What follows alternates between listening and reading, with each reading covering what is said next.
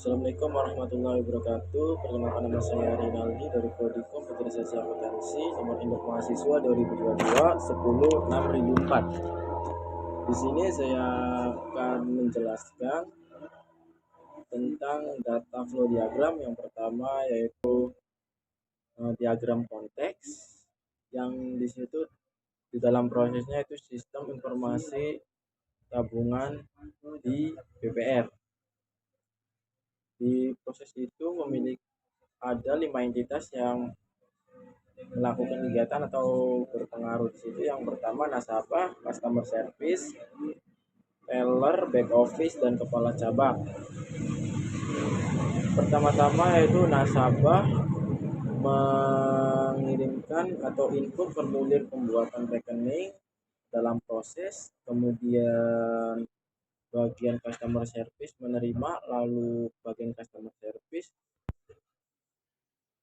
output masuk ke bagian customer service, terus kemudian si customer service menginput kembali sehingga menghasilkan tabungan dan nomor rekening beserta ATM dan M-Banking. Setelah melakukan itu, nasabah juga menginput data nasabah dalam proses dan keluarlah output yang masuk ke dalam customer service, yaitu data nasabah. Kemudian nasabah itu setor, memberikan atau transfer ke teller, masuk input ke proses, kemudian output masuknya ke dalam teller. Yang kedua itu nasabah menarik uang, yaitu diinput ke dalam proses, kemudian output keluarnya melalui masuk ke teller. Yang ketiga, nasabah melakukan penyetoran yang diinput ke dalam sistem informasi tabungan di BPR, lalu outputnya keluar dan masuk ke dalam entitas teller.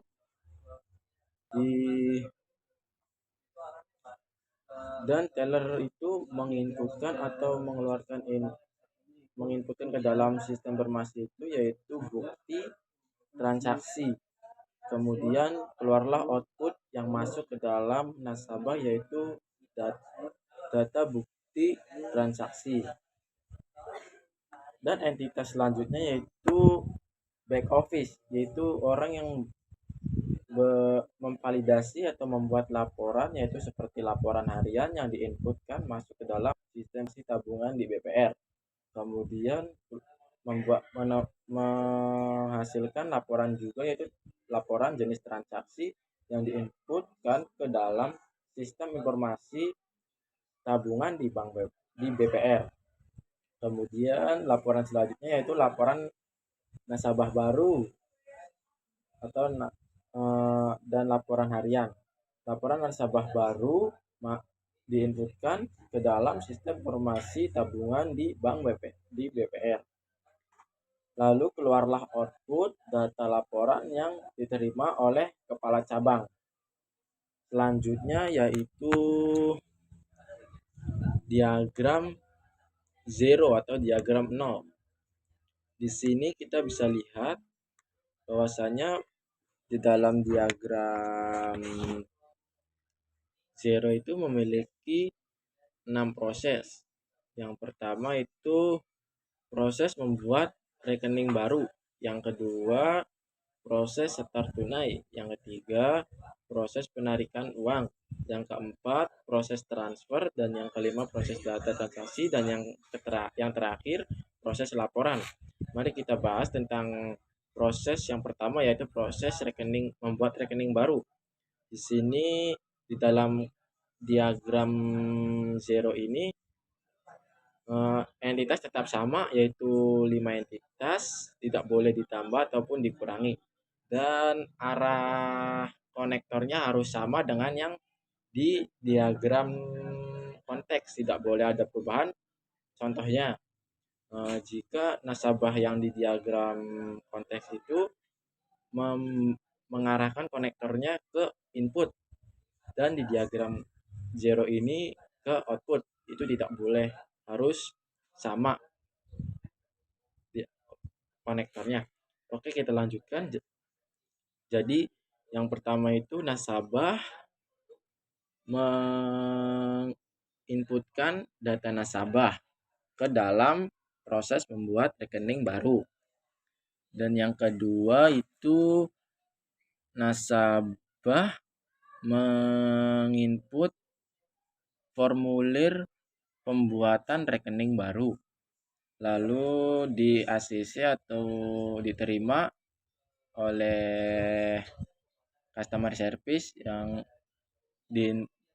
yang outputnya keluar dan masuk ke customer service, lalu customer service menginputkan kembali untuk membuat rekening nasabah yang menghasilkan ATM, yang mengeluarkan output ATM dan M-Banking yang diterima oleh nasabah. Yang kedua itu menghasilkan tabungan dan nomor rekening yang diterima oleh nasabah juga. Itu outputnya yang diterima oleh nasabah.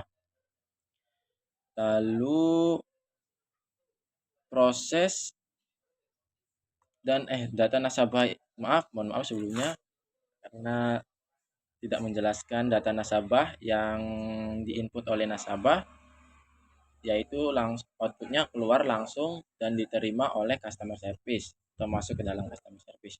Oke, selanjutnya yaitu transaksi yang dilakukan oleh nasabah. Yang pertama itu transaksi setoran tunai. Nasabah menginputkan slip setoran itu atau transaksi setoran tunai itu ke proses setoran tunai, masuk ke dalam proses setoran tunai. Yang kedua, nasabah melakukan transaksi yaitu transfer, yaitu nasabah menginputkan transaksi transfer itu ke dalam proses transfer. Yang ketiga, nasabah melakukan transaksi penarikan, otomatis nasabah menginputkan transaksi penarikan itu ke dalam proses penarikan uang. Dan di antara tiga proses penarikan itu menginputkan data transaksinya masing-masing ke dalam proses data transaksi untuk disimpan ke dalam data store, yaitu data transaksi. Lalu dari proses membuat data rekening baru itu, data nasabah, data rekening, sebentar dulu karena tidak jelas. Tabungan dan nomor rekening, kemudian ATM, M-Banking di input ke dalam data store, yaitu data nasabah. Selanjutnya, mohon maaf, ada satu lagi yang masuk ke data store data nasabah, yaitu formulir pembuatan rekening. Kemudian proses store tunai. Lalu kemudian tadi kan sudah menginputkan transaksi nasabah yang diinput ke dalam prosesnya masing-masing, kemudian memunculkan output yang diterima oleh teller, yaitu slip transfer, yang kedua slip setor, yang ketiga slip penarikan. Kemudian teller juga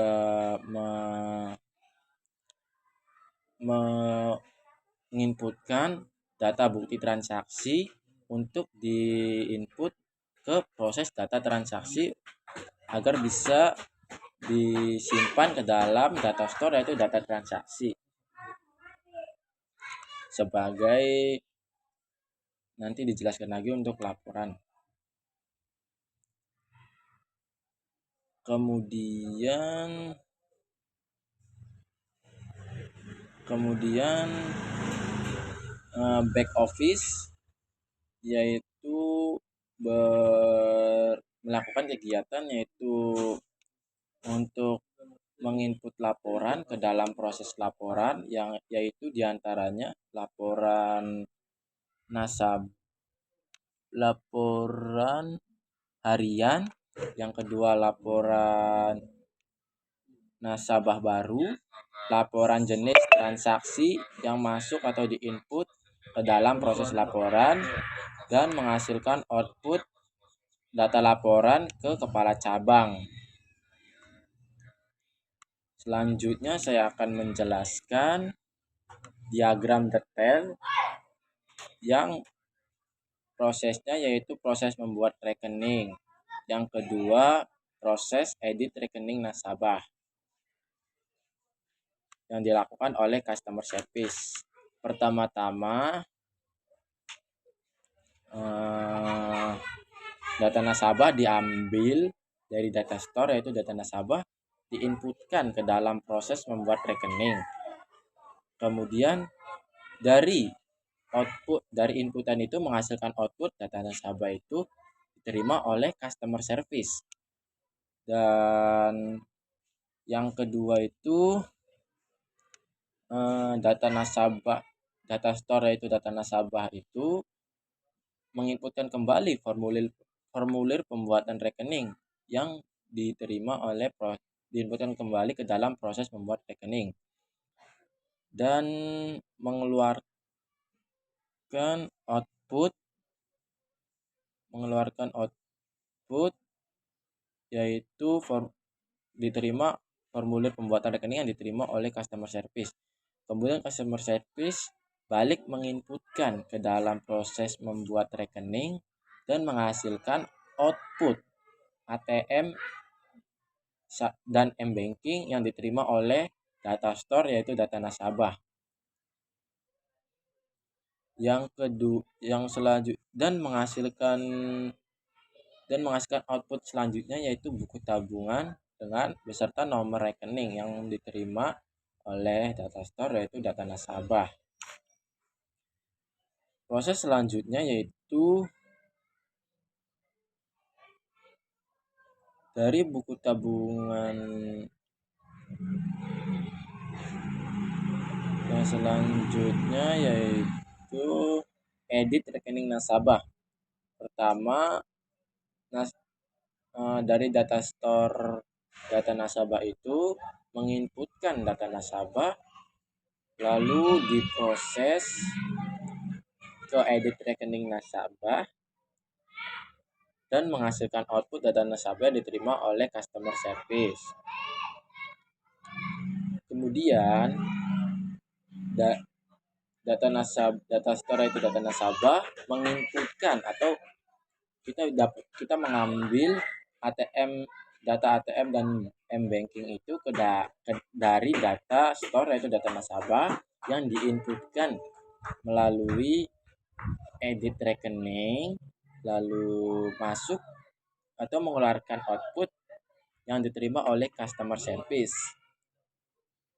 Kemudian dan begitu pun selanjutnya kita mengambil dari data store data nasabah buku tabungan beserta nomor rekening yang diinputkan ke dalam proses edit rekening nasabah dan menghasilkan output buku tabungan dengan nomor rekening yang diterima oleh customer service. Kemudian customer service juga balik menginputkan buku tabungan dengan nomor rekening ke dalam edit rekening dan mengeluarkan output ATM MB dan mengoutput buku tabungan dengan nomor rekening yang diterima atau disimpan ke dalam data store nasabah. Yang selanjutnya yaitu customer service juga balik menginputkan kembali ke dalam proses edit rekening nasabah yang menghasilkan output ATM dan beserta M-Banking yang disimpan atau diterima oleh data store nasabah. Oke, selanjutnya saya akan menjelaskan diagram detail. Diagram detail yang kedua yaitu input data transaksi. yang dilakukan atau yang melakukan kegiatan tersebut adalah teller. Pertama, di sini juga memiliki 3 proses. Yang pertama, input data transaksi, update data transaksi, lalu laporan data transaksi. Di dalam proses input data transaksi tersebut, di sini ada kegiatan yaitu kita mengambil data store transaksi berupa data penarikan yang diinputkan ke dalam input data transaksi. Yang kedua, dan menghasilkan output yang diterima oleh teller, yaitu data penarikan.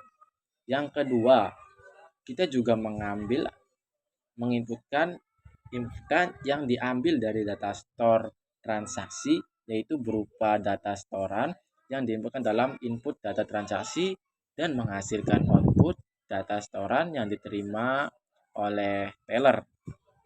Yang ketiga, kita juga mengambil data transfer dari data store transaksi yang diinputkan ke dalam input data transaksi dan menghasilkan output data transfer yang diterima oleh teller. Proses selanjutnya yaitu update data transaksi. Masih sama, kita mengambil pada data store transaksi, yaitu berupa data transfer, lalu diinputkan ke dalam update data transaksi dan menghasilkan output data transfer yang diterima oleh teller. Jadi logikanya gini teman-teman, ini logikanya kan kayak mengupdate. Jadi si nasabah itu mentransfer kembali, kan otomatis bertambah saldo, yaitu berkurangnya saldo. Jadi kan ada updatean kembali kan. Dan logikanya lagi, jika nasabah menyetorkan uangnya ke bank misalkan, otomatis ada updatean baru bahwasannya saldo dari nasabah itu bertambah. Nah, jadi dari semua inputan yang sudah saya jelaskan dari update data transaksi menghasilkan output yang diterima oleh teller, yaitu data penarikan, data setoran, dengan data transfer. Nah, tidak hanya itu saja, teller juga menginputkan data penarikan dengan data setoran beserta data transfer ke dalam update data transaksi dan mengeluarkan output yang diterima atau disimpan di dalam data store transaksi, yaitu menghasilkan data transfer, data penarikan, data store yang masuk ke dalam data store yang masuk di data store transaksi. Oke, selanjutnya kita masuk ke proses laporan data transaksi. Jadi laporan data transaksi ini teller melaporkan hasil dari transaksi yang ia lakukan, yaitu data laporan transaksi yang diinputkan ke dalam laporan data transaksi, kemudian menghasilkan output data laporan transaksi yang diterima pada data store laporan.